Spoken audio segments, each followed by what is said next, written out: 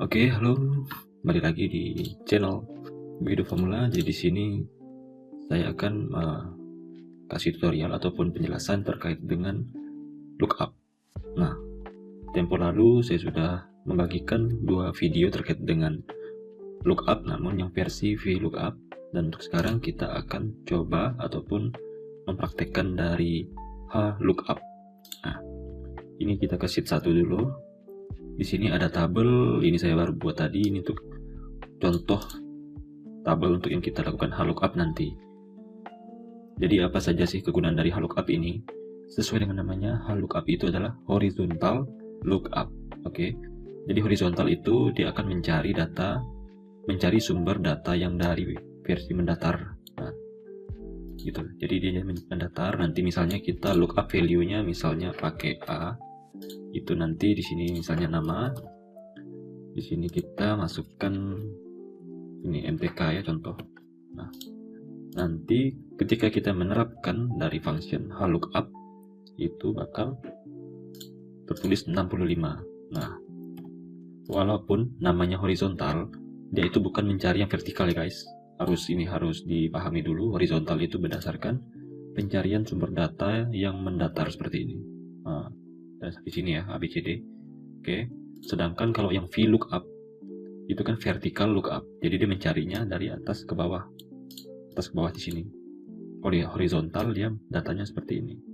Nah, kebetulan ini contohnya saya menggunakan 4 data A, B, C, dan D.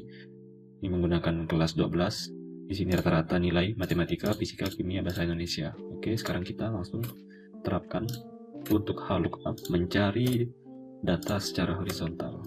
Oke, di sini jadi di sini saya akan ngasih contoh untuk melakukan HLOOKUP-nya di sheet yang berbeda, di sheet yang di sini ya. Oke, ini kita kasih nama dulu biar sebagai pembeda, data kelas siswa. Sedangkan di sini kita kasih nama pencarian. Oke,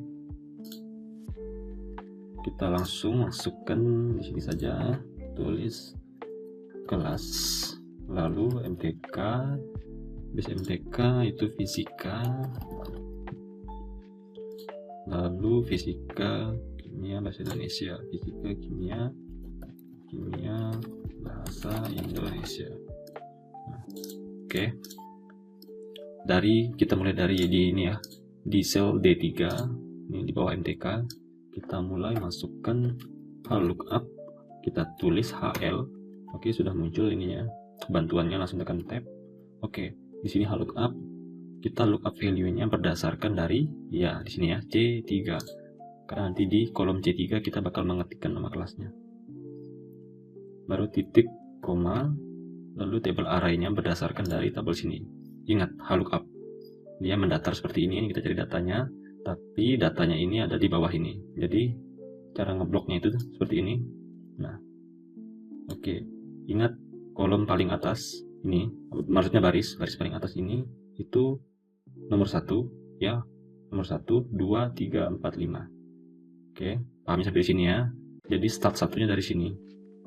Oke, kalau VLOOKUP kan kalau misalnya kita ngeblok dari sini, nomor satunya dari sini. Ini karena HLOOKUP, jadi ke atas ke bawah. Jadi 1, 2, 3, 4, 5.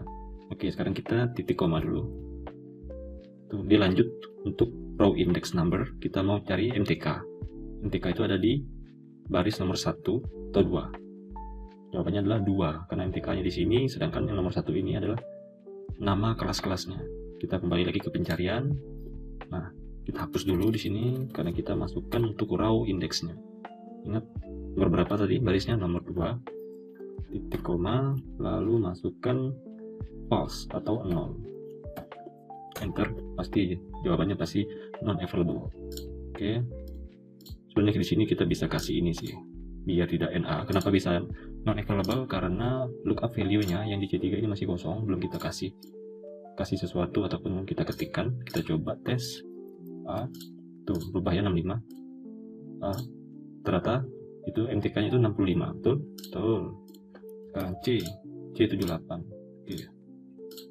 Nah, kita hapus dulu, nanti kita bakal tambah lagi, kita modifikasi lagi menggunakan data validation. Kita perbaiki dulu yang NA ini biar tidak kedetek non available. Kita modifikasi sedikit functionnya, kita tambah if error. Oke, tuh value nya betul. Kalau error titik koma, kita masukin oke. Oh sorry, ada yang salah.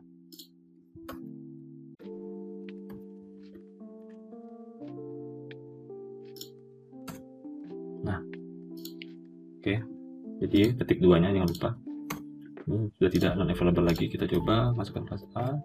Oke, ubah 65. Oke, sekarang untuk fisika, kimia, bahasa Indonesia bisa kita langsung copy di sini. Kita copy rumusnya ataupun function-function yang sudah kita buat, lalu pindahkan ke kolom fisika. Coba kita lihat dulu fisika. Kita tadi kan ngebloknya di sini untuk table array-nya. Kalau untuk fisika itu ada di baris berapa kira-kira? Ingat, yang pertama paling atas ini adalah baris 1. Ini baris kedua, baris ketiga. Otomatis untuk fisika nanti kita pakai baris yang ketiga. Kita terapkan. Kita copy dulu. Betul, copy value-nya dari C3. Lalu untuk table array-nya dari data kelas siswa di sini, dari kolom dari sel B2 sampai E6. Lalu row index number-nya kita pakai 3. Nah, oke, betul. Kita tes lagi, masukkan C, kelas C. Oke, sudah ya, fisika 69. Kita lihat kelas C, fisika 69, betul. Kita hapus lagi, kita kopikan rumus ini, lalu kita pindahkan ke bagian yang kimia. Sekali lagi, ini lookup value-nya berdasarkan ini ya, dari sel C3. Lalu untuk table array-nya ngambil dari data kelas siswa B2 sampai E6. Untuk barisnya berapa? Kira-kira apa? Keempat. Kenapa keempat? Kita lihat hitungnya ini ya. MTK kan nomor 2, TN 2, fisika 3, 4 kimia. Bahasa Indonesia berarti 5. Kita ambil lagi, kita copy, masukkan ke bahasa Indonesia. Ini udah betul data kelas siswa. Nah, lalu ini kita ubah ke 5. Oke, sekarang kita tes kelas D. Tuh nilainya sudah muncul. Kalau F tuh, karena kita sudah menghilangkan errornya, jadi ketika salah klik, kita klik apapun di sini yang tidak ada di tabel di sini, di luar dari ABCD, dia tidak error lagi tuh, tapi dia tetap menjadikan sel yang kosong. Sebenarnya kita bisa custom sih. Misalnya ini kan kosong, ini kita custom. Kalau seandainya kelas ini tidak diisi, kita bisa custom kayak seperti ini ya, peringatan. Tolong isi kelas. Tuh. Jadi kalau belum diisi, di sini tertulis tolong isi kelas sesuai dengan yang ini yang kita masukkan ke dalam function. Jadi kalau kita sudah isi, nah diubah lagi. Kalau kita hapus, tolong isi kelas. Cuman saya lebih sukanya sih, lebih terbiasa sih. Saya biasanya kosongkan, kosongin saja karena saya sudah terbiasa agak clean gitu, tidak terlalu banyak tulisan-tulisan. Nah, oke, sekarang di sini kan udah A itu udah, sampai D juga sudah. Ketika ngisi E itu kosong. Jadi di sini gimana kita buat aturan, kita membuat data validasi sendiri. Jadi nanti di sini ada drop down seperti tutorial tempo lalu. Jadi tidak perlu diketik lagi seperti ini, tapi langsung dipilih saja. Kita masuk ke bagian data. Lalu untuk data toolsnya kita pilih data validation. Untuk allow-nya apa saja yang mau kita ambil itu kita pakai list. Oke, ignore blank-nya kita hapus centang. Source-nya itu sumbernya kita ambil dari data kelas siswa, ambilnya dari ini A, B, C, D. Nah, ingat ya, lookup tadi kita ngambilnya ke sini, kan data ini yang menjadi acuan. Oke, kita enter. Nah, kita lihat tuh ada kelas, tinggal klik centang C, lalu yang D. Oke, tuh. Nah, jadi sekian untuk tutorial dari lookup. Semoga bermanfaat. Terima kasih.